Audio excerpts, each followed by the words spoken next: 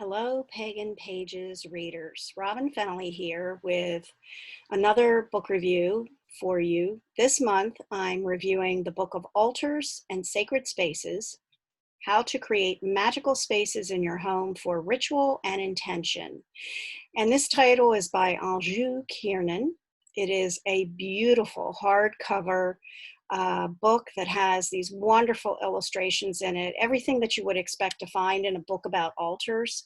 I'm a very visual person, and I love creating altars and different decor that aligns with classes that I teach and everything. So when I came across this book and saw all of the beautiful photographs that are in it, it just really spoke to me. So I'm hoping that it will also speak to you as well.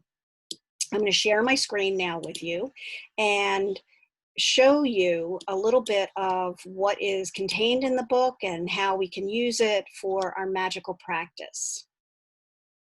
So this is the cover of this particular book. It is by Fairwinds Press. It can be purchased on Amazon. It is actually available and out now. And I have the ISBN number if you would need that for any reason. The book actually was released June 16th. I included here a little blurb that is actually on the Amazon page from the publisher themselves. And it is taken from the introduction of the book, and it really kind of speaks very clearly to what this book is about. What I particularly liked about this book is that it moved in alignment with the Sabbats and with the celebrations and the Wheel of the Year. But within each of those different divisions of time, there are 3 or 4 different altars that are presented to you. So just in talking about the beginnings of this book and as an introduction, in this world, simple moments of mindfulness can create explosions of magic. Finding space for these moments, sacred space, requires conscious curation of our environment into nooks of ritual and ceremony. Sacred space nurtures our body, feeds our mind, and coaxes energy from our spirit. And I would say that that introduction gives a really succinct view of what is contained in this particular book, because these are not just necessarily your typical altars that you would set up only at certain times. These are altars that can be placed throughout the core of your home. You could even probably put some of these in your workspaces, depending on where you work.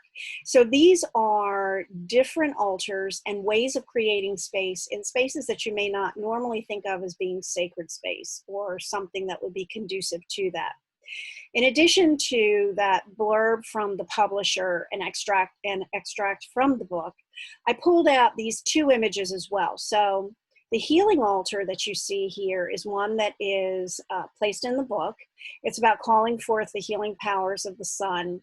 It gives, as she does for all of the altars in the book, it gives an explanation of what the energy and intention of this particular altar would be. Now, this is the picture, and this is a little bit of an extract about it. But when you actually go into the book itself and you would come to this particular altar, it also gives you the materials that you would need, or suggestions, I always like to say, that you could use for creating something similar, or if you really want to recreate exactly, it gives you what is depicted here. The other altar that is depicted on the Amazon page is also a growth grotto. Now, I thought this was really cool because it's considered to be creating a nurturing space for your ideas and talents. Now, just even the name of this altar, Growth Grotto, it doesn't say altar anywhere in that. And I like that because this follows along the theme that you can create sacred space. Everything can become an altar to, or in devotion to, whatever your intention may be. So this particular space, the Growth Grotto, it also talks about how, and this is in the Ostara part, It talks about what a grotto is. It's a small cave, either naturally occurring or man-made, that offers its cavernous silence to those seeking a private retreat for devotional worship. So I like that idea, in that even in just in looking at this and the way it's depicted, it gives me a sense that this would be something that I could put very discreetly, but have it and allow my consciousness perhaps to explore and wander in this space that I'm considering to be my own little sanctuary. I've pulled out the contents for you here. If I were writing this, I would normally go through how many chapters and all of that. So I've just pulled out the copy of the contents. The introduction tells about what the purpose of this book is. It goes through midwinter through Samhain.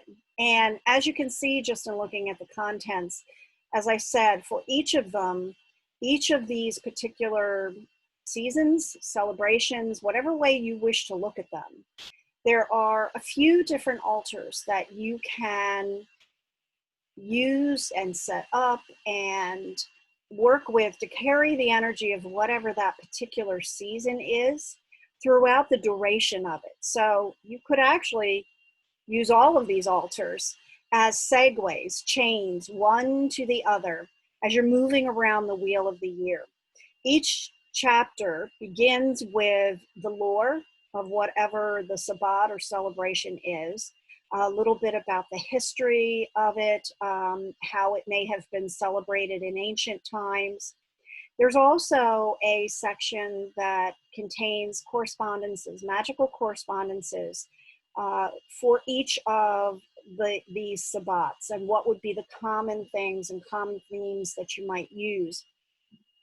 And then in addition to that, for each of the specific altars that are highlighted, so in the case of midwinter, for the Yule altar, for the winter solstice spiral, there are separate sidebars that have been included in it that offer up correspondences that are specific to that particular altar, and give you a little bit more. So essentially, you know, by the end of the book, if you went through most of these altars, you would have one heck of a master list of correspondences. One of my favorite ones in the book is a Divination Travel Tin. And I really like that idea. As I said, I use a lot of different altars. And actually, one of the classes I taught was about magic on the go, and how we can take ordinary things that we would not routinely think of using as magical tools, and have our own ritual, have our own devotional, set up our own altar.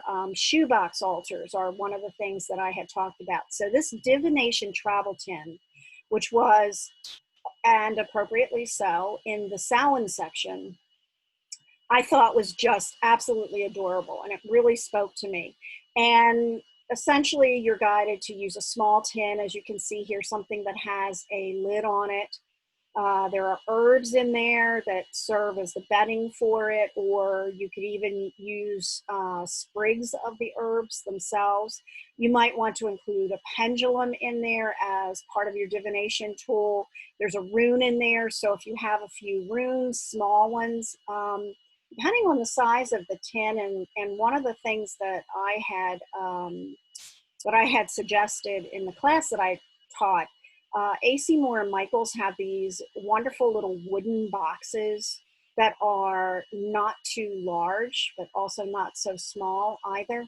And you can get mini rider weight tarot decks, and they're really small, and it fit perfectly in there with a crystal and a folded up piece of black velvet, and that, and a little tea votive. And that was my divination travel tin, if you will. So there are all kinds of suggestions in this particular book for setting up and creating a sacred space within whatever your environment is. I have on this last page of this little presentation that I have for you about the author. She has a website, Light of Anjou. She's a hedge witch. She's a herbal alchemist. She's been doing this work for a long time, and She did her own photography for the unique altars and sacred spaces, which is really kind of cool. I like that as well. So this page is a little bit about the author, her work, what what you can do with that particular space. And this book is reviewed by myself. I added this as a little blurb in there. It's paganpages.org, free pagan e-zine. This is our July issue. I'm going to stop sharing this screen, go back to myself. So all in all, I would say that this book is actually one that, even if you were not so inclined to use every single altar that was in there, if you ever just needed a visual retreat, then this would be the space to do it. Something else I would actually suggest is that because the photography is so beautiful in this book, you actually don't really need to set up the altars yourself. You could use them as a focus, a contemplative focus for a meditation. You know, we talk about armchair travel and astral travel. So you could actually, if you are so inclined, you know, sit with the pictures, pick out your favorite altar. There may be reasons why you can't set up something like this in your home or some other space, but that doesn't keep you from opening the page to this beautiful photograph of an altar and placing your awareness in that space, doing everything that you would normally have done had you intentionally set it up, and then use it for your magical working. So would I recommend this book? Absolutely and wholeheartedly would I recommend this particular book.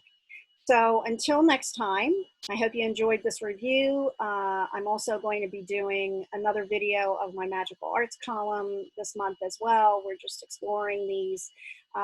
You know, I'm sorry I don't have a actual book to kind of hold up and show you, but with the COVID-19, the publishers are not really nailing out hard copy copies. So we've been using a lot of e-copies and PDF files to do our book reviews. So I hope you've enjoyed hearing about the book of altars and sacred spaces, and I hope that you will take a moment to check it out and maybe consider adding it to your library. Until next time, have a wonderful day, and Robin Fennelly again for paganpages.org. Many blessings.